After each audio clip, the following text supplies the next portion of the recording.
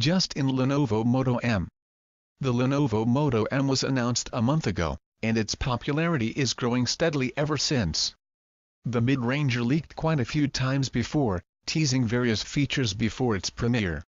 Even though on paper the Moto M does not offer anything to make it stand out in the crowd of mid-rangers, it still made it to lots of wish lists for the holiday season.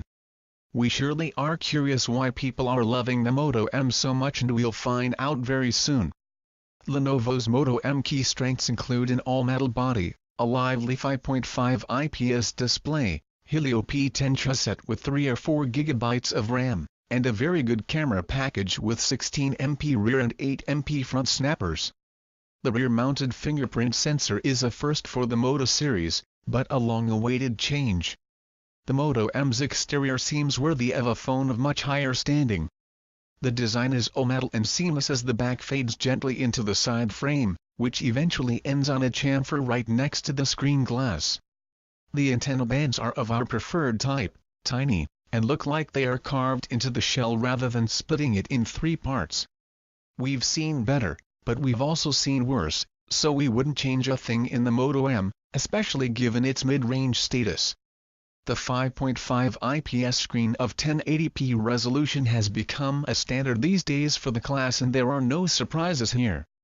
Our test will show how good it actually is, but we are glad Lenovo allows us to choose the color mode, regular or vibrant. The Moto M is the first ever Moto to put the fingerprint scanner on the back. While Huawei opened the market to the trend, the rear mounter sensors are now pretty much everywhere, and we are glad Moto went that way.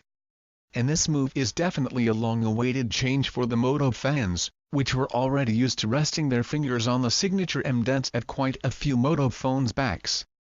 There is a 3050 mAh battery that powers the Moto M, which is about average these days. It supports MediaTek's Pump Express 3.0 and will recharge very quickly. MediaTek chipsets aren't normally doing very well in terms of power efficiency, but the P10 chip in the Meizu M3 Max did splendidly, so the battery life test will make for an interesting read. We've met lots of Helio P10 powered smartphones, and while they don't offer great processing, they do alright with everyday tasks.